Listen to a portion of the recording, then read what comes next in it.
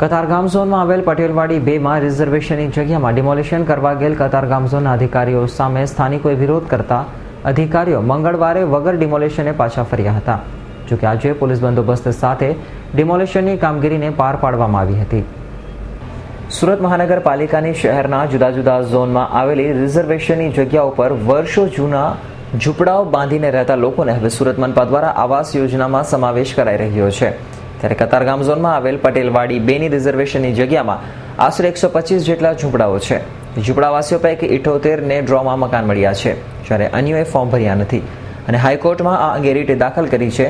જોકે હાઈકોર્ટ દ્વારા સુરત મહાનગરપાલિકા તરફે ફેસલો અપાયો હતો અને ઝૂંપડાવાસીઓ કેસ હારી જતા સુરત મહાનગરપાલિકા દ્વારા આજરોજ જગ્યાનો કબજો લેવાની કાર્યવાહી હાથ ધરાઈ હતી. જોકે મંગળવારે કતારગામ ઝોનના સ્ટાફ સાથે સ્થાનિકોએ વિરોધ કરતા ડિમોલિશનની હાલ પૂરતી મોકૂફ રખાઈ છે અને આજે પોલીસ બંદોબસ્ત સાથે કતારગામ ઝોનના સ્ટાફે ડિમોલિશનની કામગીરીને હાથ ધરી હતી.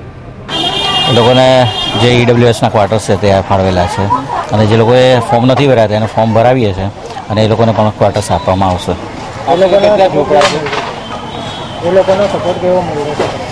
સપોર્ટ મળી રહ્યો છે સારો. પહેલાં એ લોકોએ વિરોધ કરેલો, પછી હવે સપોર્ટ મળી રહ્યો છે.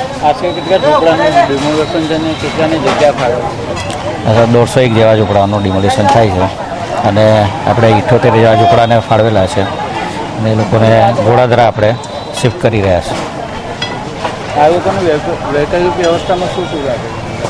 વૈકલ્પિક વ્યવસ્થામાં એ લોકોને જે ઈડબ્લ્યુએસના ક્વાર્ટર્સ આપીએ છીએ તે આપી રહ્યા છે. Bureau report S9 news Surat.